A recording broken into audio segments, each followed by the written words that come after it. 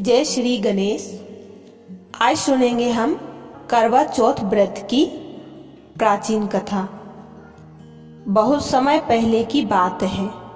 एक साहूकार के 7 बेटे और उनकी एक बहन करवा थी। सभी 7 भाई अपनी बहन से बहुत प्यार करते थे, यहाँ तक कि पहले उसे खाना खिलाते और बाद में स्वयं खाते थे। एक बार उनकी बहन ससुराल से मायके आई हुई थी।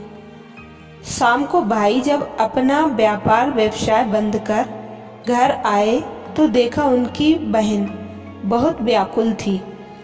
सभी भाई खाना खाने बैठे और अपनी बहन से भी खाने का आग्रह करने लगे, लेकिन बहन ने बताया कि उसका आज करवा चौथ का निर्जल व्रत है और वह खाना सिर्फ चंद्रमा को देखकर उसे अर्घ देकर ही खा सकती है, क्योंकि चंद्रमा अभी तक नहीं निकला है।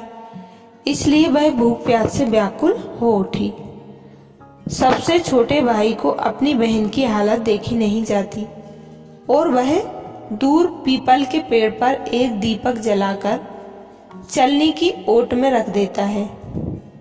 दूर से देखने पर वह ऐसा प्रतीत होता है कि जैसे चतुर्थी का चांद उदित हो रहा हो। इसके बाद भाई अपनी बहन को बताता है कि चांद निकल आया है, तुम उसे अर्घ देने के बाद भोजन कर सकती हो। बहन खुशी के मारे सीढ़ियों पर चढ़कर चांद को देखती है, उसे अर्घ देकर खाना खाने बैठ जाती है। वह पहला टुकड़ा मुंह में डालती है तो उसे छींक आ जाती है। दूसरा टुकड़ा डालती है तो उसमें बाल निकल आता है और जैसे ही तीसरा टुकड़ा मुंह में डालने की कोशिश करती है तो उसके पति की मृत्यु का समाचार उसे मिलता है। वह बौखला जाती है। उसकी भाभी उसे सच्चाई से अवगत कराती है कि उसके साथ ऐसा क्यों हुआ। करवा चौथ का व्रत गलत तरीके से टूटने के कारण देवता उससे नाराज हो गए हैं और उन्होंने ऐसा किया है। सच्चाई जानने के बाद करवा निश्चय करती है कि वह अपने पति का अंतिम संस्कार नहीं होने देगी और अपने सतीत्व से उन्हें पुनर्जीवन दिलाकर रहेगी। वह पूरे 1 साल तक अपने पति के शव के पास बैठी रहती है, उसकी देखभाल करती है। उसके ऊपर उगने वाली सुई नुमा घास को वह एकत्रित करती जाती है। 1 साल बाद फिर करवा चौथ का दिन आता है। उसकी सभी भाभियां करवा चौथ का व्रत रखती हैं। जब भाभियां उससे आशीर्वाद लेने आती हैं तो वह प्रत्येक भाभी से यम सुई ले लो, पिए सुई दे दो, मुझे भी अपनी जैसी सुहागिन बना दो, ऐसा आग्रह करती है। लेकिन हर बार भाभी उसे अगली भाभी से आग्रह करने का कह चली जाती है। इस प्रकार जब 6ठे नंबर की भाभी आती है तो करवा उससे भी यही बात दोहराती है। यह भाभी उसे बताती है कि क्योंकि सबसे छोटे भाई की वजह से उसका व्रत टूटा था, अतः उसकी पत्नी में ही शक्ति है कि वह तुम्हारे पति को दोबारा जीवित कर सकती है। इसलिए जब वह आए तो तुम उसे पकड़ लेना और जब तक वह तुम्हारे पति को जिंदा न कर दे उसे नहीं छोड़ना। ऐसा कह के वह चली जाती है। सबसे अंत में छोटी भाभी आती है। करवा उनसे भी सुहागिन बनने का आग्रह करती है, लेकिन वह टालम टोली करने लगती है। इसे देख करवा उन्हें जोर से पकड़ लेती है और अपने सुहाग को जिंदा करने के लिए कहती है। भाभी उससे छुड़ाने के लिए नोचती है, घसोटती है, लेकिन करवा नहीं छोड़ती है। अंत में उसकी तपस्या को देख भाभी पसीज जाती है और अपनी छोटी अंगुली को चीरकर उसमें से अमृत उसके पति के मुंह में डाल देती है। करवा का पति तुरंत श्री गणेश कहता हुआ उठ बैठता है। इस प्रकार प्रभु कृपा से उसकी छोटी भाभी के माध्यम से करवा को अपना सुहाग वापस मिल जाता है। हे श्री गणेश, माँ गौरी, जिस प्रकार करवा को चिर सुहागन का वरदान आपसे मिला है, वैसा ही सब सुहागनों को मिले। करवा चौथ व्रत की दूसरी कथा है। इस कथा का सार यह है कि शाक प्रस्थपुर वेद धर्मा ब्राह्मण की विवाहिता पुत्री वीरवती ने करवा चौथ का व्रत किया था। नियम अनुसार उसे चंद्रोदय के बाद भोजन करना था, परंतु उससे भूख नहीं सही गई और वह व्याकुल हो उठी।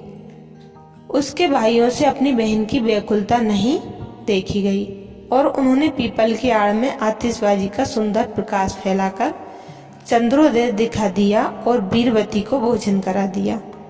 परिणाम यह हुआ कि उसका पति तत्काल अदृश्य हो गया। अधीर वीरवती ने 12 महीने तक प्रत्येक चतुर्थी का व्रत रखा और करवा चौथ के दिन उसकी तपस्या से उसका पति पुनः जीवित हो गया। करवा चौथ की तीसरी कथा है। एक समय की बात है कि करवा नाम की पतिव्रता स्त्री अपने पति के साथ नदी के किनारे में गांव में रहती थी। एक दिन उसका पति नदी में स्नान करने गया। स्नान करते समय वहां एक मगर ने उसका पैर पकड़ लिया। वह मनुष्य करवा करवा कह के अपनी पत्नी को पुकारने लगा। उसकी आवाज सुनकर उसकी पत्नी करवा भागी चली आई और आकर मगर को कच्चे धागे से बांध दिया। मगर को बांधकर यमराज के यहाँ पहुंची और यमराज से कहने लगी, हे भगवान, मगर मेरे पति का पैर पकड़ लिया है। मगर ने मेरे पति का पैर पकड़ लिया है। उस मगर को पैर पकड़ने के अपराध में आप अपने बल से नरक में ले जाओ। यमराज बोले, अभी मगर की आयु शेष है, अतः मैं उसे नहीं मार सकता। इस पर करवा बोली, अगर आप ऐसा नहीं करोगे तो मैं आपको श्राप देकर नष्ट कर दूंगी। सुनकर यमराज डर गए और उस पतिव्रता करवा के साथ आकर मगर को यमपुरी भेज दिया और करवा के पति को दीर्घायु दी। करवा माता, जैसे तुमने अपने पति की रक्षा की, वैसे सबके पतियों की रक्षा करना। करवा चौथ व्रत की चौथी कथा। एक बार पांडु पुत्र अर्जुन तपस्या करने नीलगिरी नामक पर्वत पर गए। इधर द्रौपदी बहुत परेशान थी। उनकी कोई खबर न मिलने पर उन्होंने कृष्ण भगवान का ध्यान किया और अपनी चिंता व्यक्त की। कृष्ण भगवान ने कहा, बहना, इसी तरह का प्रश्न एक बार माता पार्वती ने शंकर जी से किया था। पूजन कर चंद्रमा को अर्घ्य देकर फिर भोजन ग्रहण किया जाता है। सोने चांदी या मिट्टी के करवे का आपस में आदान प्रदान किया जाता है, जो आपसी प्रेम भाव को बढ़ाता है। पूजन करने के बाद महिलाएं अपने सास ससुर एवं बड़ों को प्रणाम कर उनका आशीर्वाद लेती हैं। तब शंकर जी ने माता पार्वती को करवा चौथ व्रत बतलाया। इस व्रत को करने से स्त्रियां अपने सुहागन की रक्षा हर आने वाले संकट से वैसे ही कर सकती हैं जैसे एक ब्राह्मण ने की थी। प्राचीन काल में एक ब्राह्मण था, उसके 4 लड़के एवं एक गुणवती लड़की थी। एक बार लड़की मायके में थी, तब करवा चौथ का व्रत पड़ा। उसने व्रत को विधि पूर्वक किया, पूरे दिन निर्जला रही, कुछ खाया पिया नहीं। फिर उसके चारों भाई परेशान थे। बहन को प्यास लगी होगी, भूख लगी होगी, पर बहन चंद्रोदय के बाद ही जल ग्रहण करेगी। भाइयों से न रहा गया, उन्होंने शाम होते ही बहन को बनावटी चंद्रोदय दिखा दिया। एक भाई पीपल की पेड़ पर छन्नी लेकर चढ़ गया और दीपक जलाकर छन्नी से रोशनी उत्पन्न कर दी। तभी दूसरे भाई ने नीचे बहन को आवाज दी, देखो बहन, चंद्रमा निकल आया है, पूजन कर भोजन ग्रहण करो। बहन ने भोजन ग्रहण किया। भोजन ग्रहण करते ही उसके पति की मृत्यु हो गई। अब वह दुखी होकर दीप विलाप करने लगी। तभी वहां से रानी इंद्राणी निकल रही थी। उनसे उनका दुख देखा न गया। ब्राह्मण कन्या ने उनके पैर पकड़ लिए और अपने दुख का कारण पूछा। तब इंद्राणी ने बताया, तूने बिना चंद्र दर्शन करवा चौथ व्रत को तोड़ दिया, इसलिए यह कष्ट मिला रहा। अब तू हर वर्ष की चौथ का व्रत नियम पूर्वक करना, तो तेरा पति जीवित हो जाएगा।